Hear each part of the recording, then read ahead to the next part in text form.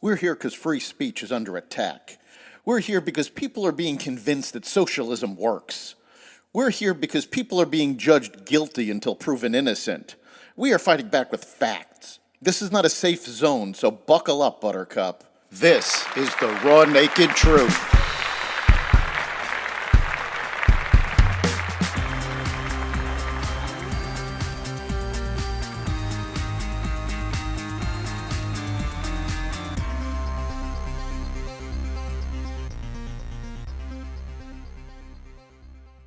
An IRS expansion, increased taxes on just about everyone, and what else is in the so-called Inflation Reduction Act? Welcome to the Raw Naked Truth. I'm your host, Eric Lopkin, and with me for this Wallet Watch episode is Chris Calandra from Elliott Wealth Management. Chris, welcome. Hey, thanks for having me again, Eric. Great to have you. So, as we know, the Senate barely passed what Bernie Sanders has called the so-called Inflation Reduction Act. Both CBO and the Joint Committee on Taxation have said this will have virtually no effect on inflation. But according to the Joint Committee on Taxation, it will raise taxes on virtually everyone, including those making less than $10,000.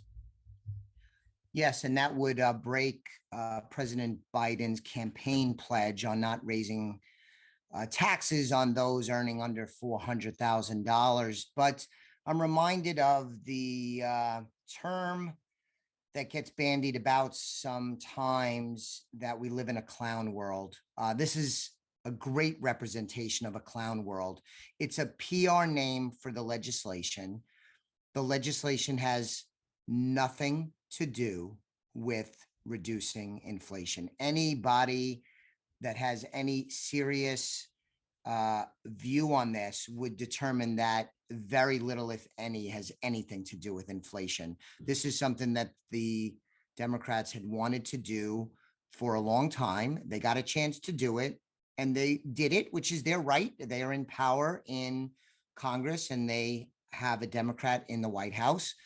But calling it an Inflation Reduction Act is incredibly clownish. It really is. And it is amazing that both the Republicans and Bernie Sanders have all come out, saying that this has nothing to do with inflation. When you get the right and the left agreeing on anything these days, maybe, someone should listen.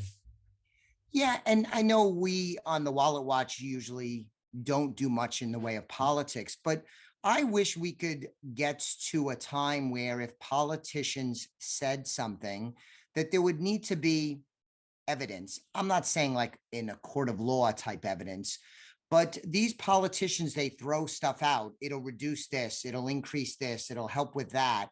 And this is an instance where the Democrats, including the president, are saying it's going to reduce inflation, but there's very, very little evidence. You pointed out the CBO and other governmental organizations, not Republican think tanks, other governmental organizations that are meant to run metrics, do forecasts, have all said that this will not have an impact on inflation, and that it will raise taxes on most Americans. So it's just folly. It really is. And I mean, it shows how much it's going to raise taxes when you're in the bill. They are prepared to increase the size of the IRS by 87,000 people. This makes the IRS larger than the FBI, the State Department, and the Border Patrol combined. You can't tell me you need 87,000 people to go after the allegedly maybe 1,000 top earners that have been, playing with their taxes. Yes, this will impact most tax-paying Americans, and I can't quote the statistics specifically, but there are those out there that show that individuals, families making $100,000 are audited, get more scrutiny from the IRS than the uber wealthy. And if you think this is going to change that, then again, it's the clown world and it's folly. That is not what's going to happen. What will happen is what has always happened. A ton of the money will be completely wasted because the IRS, they say, is shorthanded, and that might be true, but the hands that they do have are very incompetent, unbelievably outdated technology, very inefficient. They lose stuff all the time. I think the error rate, if you call into the IRS and ask a question, is, and I'm guessing at this statistic, but I think it's like 35% or some ridiculous number like that. Horribly run organization, not to mention that a lot of Americans don't really have a lot of love for the mission of the organization anyway, but a terrible organization. The money will get wasted and it'll continue to be a larger, but still very inefficiently run government agency. Yeah, inefficient seems to be the watchword for the IRS. You know, under the Trump administration, tax refunds were processed in an average of 6 weeks. Currently, we are recording this at the beginning of August, and the majority of Americans still have not gotten their tax refunds from April 15th. Yes. And I will also say, and listen, I'm not a conspiracy theorist. You and I have known each other a long time, but I also read some stuff about how the IRS acquired some 5 million rounds of ammunition recently and 4,500 guns. And again, this is not fear mongering or, you know, the IRS is going to take you over and come in the middle of the night and steal your children. I'm not talking about any of that, but it is kind of a curious data point. What is the IRS spending money on that for? Either maybe something to be a little concerned about, or an example of what I said before, an organization that really is not going to be a good steward of your tax paying money. They're going to waste a lot of money, and adding 87,000 people to a governmental organization, in my view, is not going to be successful in any way, shape, or form, unless you want to just burn money needlessly. Yeah, no, this is not going to go well. And, you know, those purchases of guns and ammo, these were actually confirmed by government budget reports. Correct. So that, you know, this is an absolute fact, not a conspiracy theory. There has, though, never been an explanation as to why the IRS needed to arm itself. So we'll have to see how they're going to spend all of this money. And something that I find really interesting is, where do they think they're going to find 87,000 employees when businesses are struggling to fill open jobs? That's a good point. And, you know, if you think of macroeconomic theory, if you're looking at the allocation of limited resources, labor, which is in short supply, as you said, if you're really wanting to get an economy thriving, is it going to have the next person hired be with the IRS, or might they be better served in American industry, developing technology, serving customers, things of that nature? And within the government, it might make more sense to help with the defense of the country in this cyber attack centered risk. I mean, there's a lot of reasons to think that this is a bad idea, but it's being celebrated in many circles with this legislation being passed. I don't know politically, though, Eric, if Americans by and large, if they're paying attention, are going to buy this. And will they pay attention such that it has an impact in the midterm elections? But it's clown world. I keep going back to that. It is. And I do think that people are paying attention to this. The fact of the matter is, the bulk of the spending in this bill is all geared towards climate change, while every poll puts inflation, the economy, and crime as the top 3 issues that people are worried about.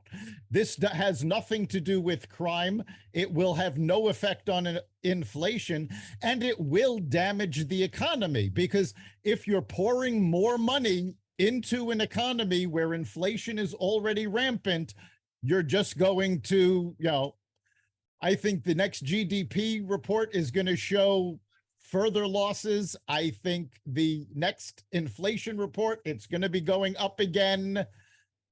And I think that's what people are going to be paying attention to.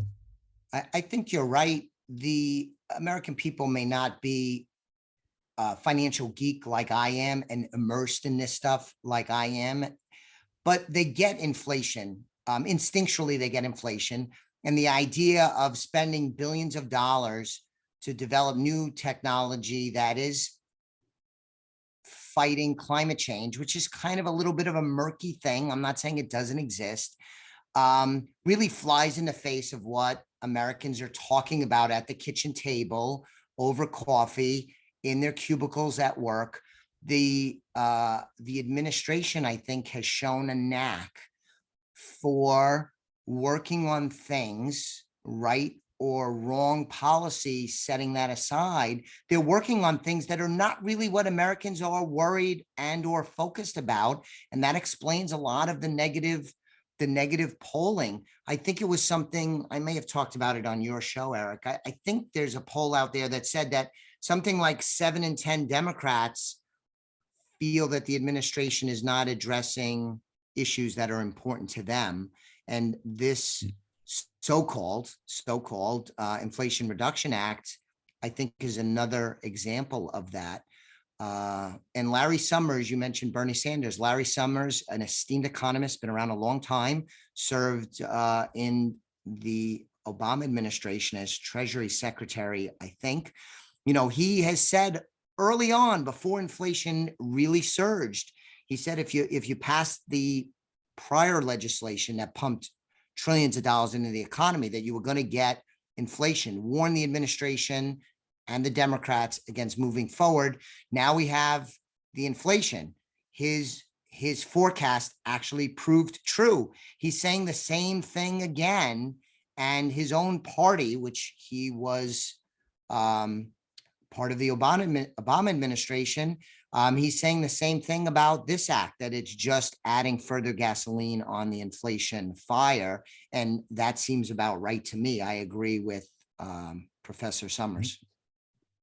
Yeah, I think both you and he are absolutely right. We are in for a bumpy ride, so everybody fasten your seatbelts. And Chris, thanks for being on another edition of our Wallet Watch segment.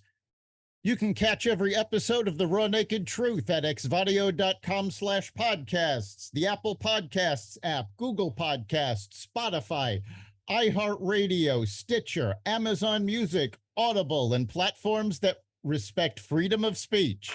We'll see you next time.